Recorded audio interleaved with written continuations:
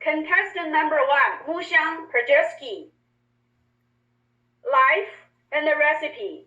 Life and the recipe, Muxiang Perjeski. When life gives you lemons, what do you make? Did you just say lemonade? You're correct. Lemonade. We are positive people. What if I give you this fresh, juicy, sweet, and sour lemons? You don't only can make lemonade, you also can make lots of other yummy foods, such as lemon cake, lemon cookies, lemon fish, lemon chicken, and so many. Anyway, today is not the time for my cooking show. Madam Contest Toastmaster, fellow Toastmasters, dignitaries, and friends. Life is like cooking. We can follow good sayings, and we can try to follow well-crafted plans in life. But our plans won't always go as expected. The good thing is there's always more than one way to get things done right with whatever life gives us. Surprisingly, my smart dear husband doesn't seem to get the memo. I like cooking, especially when there's more time. If nothing else, this pandemic has given me plenty of cooking time. On the other hand, my husband likes commenting. When I cook, he remarks, "You are not supposed to cook it like this. You are ruining the ingredients. You should use measurements." Yet, when he eats, he says, "It tastes pretty good. Can make it again."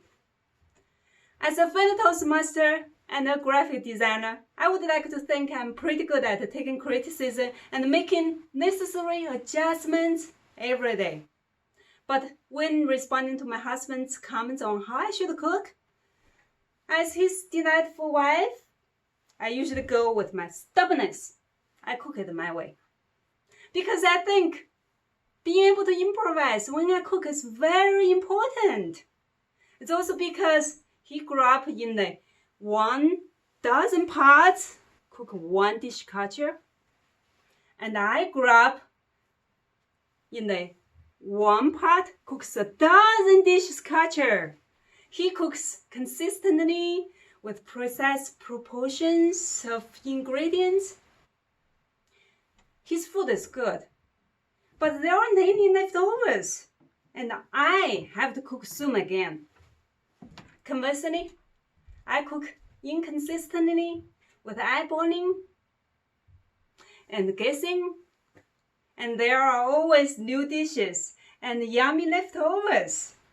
Of course, failures too. I admit, it's frustrating to not be able to cook the exact same dish twice, but it can be helpful too. The other day, I signed up an online cooking class for my daughter right before the class started. I was ecstatic. The idea of having my daughter cook for me or just cook with me was exciting and sweet. The food was called kebab skewers with cilantro sauce. But unfortunately, I quickly found out we were missing 2/3 of the ingredients. My husband kindly suggested that maybe we should quit the class because the class is free. But as stubborn as always, I said no. In the end, we ended up using beef to replace chicken. We used cream cheese with sour lemons to replace sour cream. We used green onions to replace cilantro. About 45 minutes later, a tray of delicious and beautiful kebab skewers was out of the oven, and we enjoyed every bite of it. Yes, being able to follow plans, follow instructions, and follow recipes is important. is crucial for everyone. Being positive at any time is indispensable, but being creative, flexible, and determined to move forward with whatever we already have is undeniably valuable. It can help us achieve the unimaginable. Over 20 years ago, after 12 hard years of intensive studying, I finally and luckily got good college entrance scores to my dream college in China. I thought the college would be enthusiastically accepting me, but no, life is just so fair. I was rejected with no mercy, no explanations. Later, through a friend of a friend of a friend of my father, found out my spot was sold and was taken away by a richer student.